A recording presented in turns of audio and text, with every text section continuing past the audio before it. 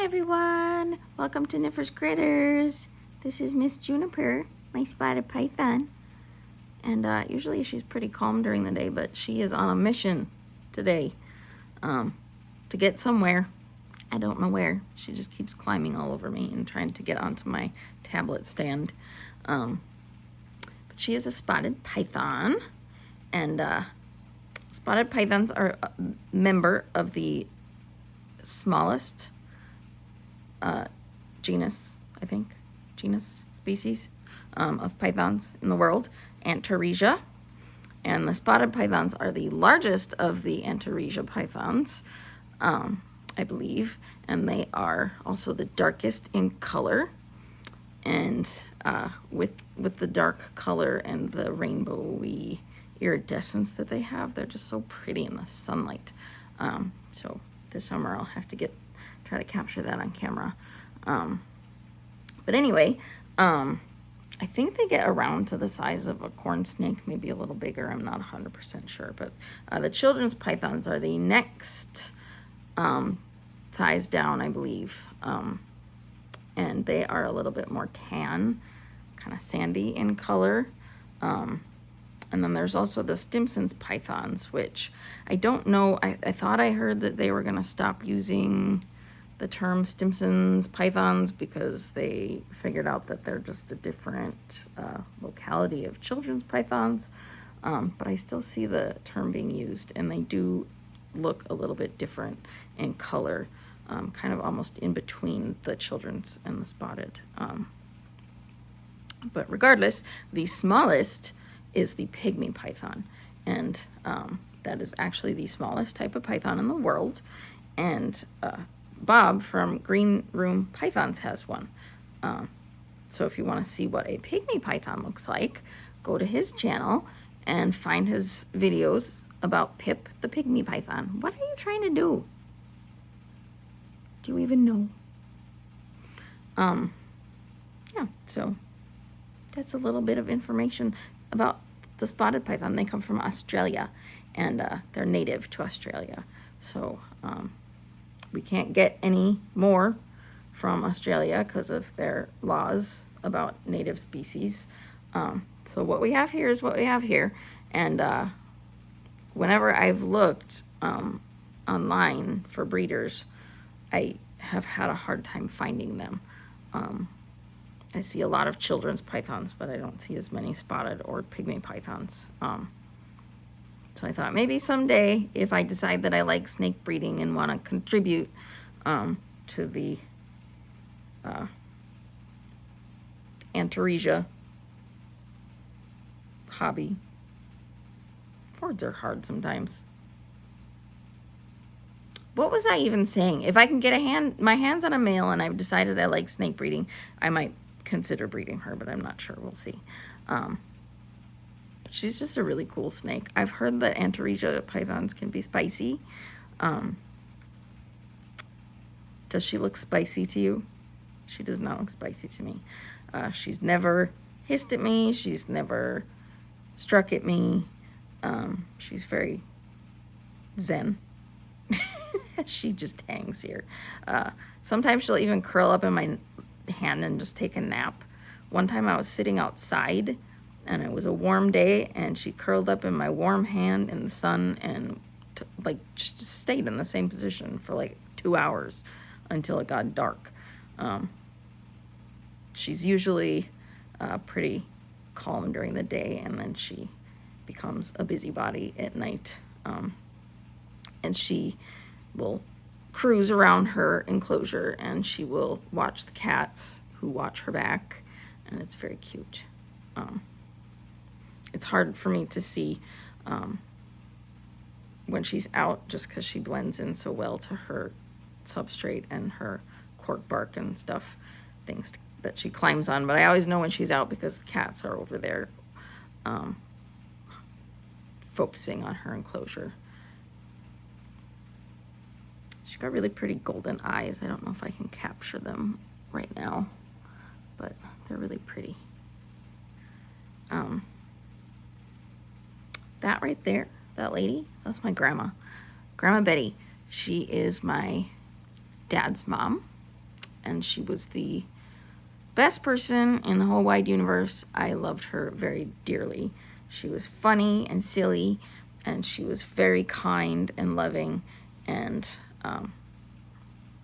she was very wise, and I was very lucky to have her in my life growing up.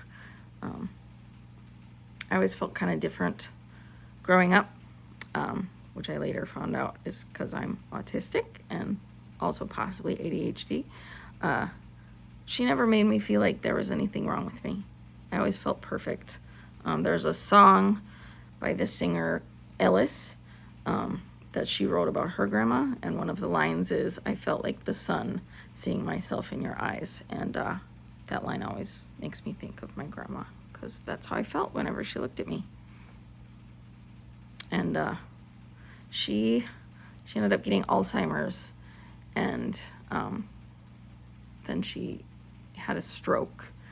And the day that she stopped recognizing me was one of the hardest days of my life. It completely broke me. That was a really hard day. And it was about a year later that she died. And it was just a really strange experience, because I'd already been grieving the loss of her. So at the same time of being sad that she was gone, I was also relieved that she was no longer suffering. And it's like it was sad, but it was already sad because she was already gone. It was a very weird experience, but she's still with me in spirit and in heart, and I think of her all the time. And I just feel very lucky that she was my grandma. And I feel very lucky that her son was my dad, because she raised a very good person. Because my dad was the other best person I've known in the universe. I do love my other family members too, my mom, my mom's mom. But I was just particularly close with my grandma and my dad.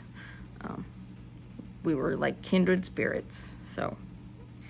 But anyway, talking about my grandma is kind of relevant to snakes, because I had my first snake encounter at the house where she grew up.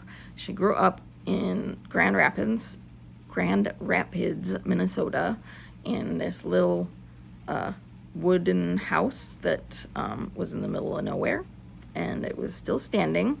I believe we were there for a family reunion in Grand Rapids, so we went to go see the house, and it was still standing. But I was like traipsing through the grass in the long, tall grasses in my pretty, frilly pink dress, and I don't remember it very well, but apparently I came traipsing along with a garter snake in my hands, and they all got a laugh out of that. But then it musked on me, and that's what I remember most about it. And it smelled horrible, and I didn't know what musk was, so I thought it pooped on me. But it was just so gross and slimy and stinky, and I was so delighted to have found a snake, and then that happened, and I was kind of traumatized. I couldn't get the smell off my hands, and it was terrible. So, yeah, that was my first encounter with a snake. I did get musked by Vanellope. The first night I brought her home, I was putting her in her enclosure, and something I did, a movement I made, startled her, and she musked on me. But she's been really chill ever since, so she wasn't permanently traumatized by the experience. And her musk did not seem as horrible as what I remember the garter snake musk being. So I don't know if it's garter snake musk is worse, or if it's just the memory of it makes it worse in my mind. But like, it just wasn't as horrible as I expected, and I was able to wash it off pretty easily. Isn't she cute? I love her so much. Wonder if I could make it focus in on her golden eye. No, it doesn't want to. Come on, focus. Nope. I'll have to try and get that when the camera is not on the selfie mode. Anyway, it's been almost 10 minutes, so I suppose I could be done now. I hope that y'all have a great day and a great weekend, if you are in Minnesota and you need something to do this weekend, there is a reptile expo on Sunday at the state fairgrounds. And then also check out Snake Discovery's page if you're looking for a new animal. They have an adoptathon coming up on YouTube. I know they advertised it on their Facebook page, so go check that out. They always have a lot of ball pythons, a lot of leopard geckos, a lot of bearded dragons. There's just so many. It's sad. Yeah, if you want to rescue an animal, they do ship. Depending on the time of year and depending on the type of animal, they do sometimes ship. And they usually talk about that at the beginning of their adoptathon as to whether or not they're able to do that. I think that was all I was going to say. Me and Juniper hope you have a great day and a great weekend, and we will talk to you later. Bye!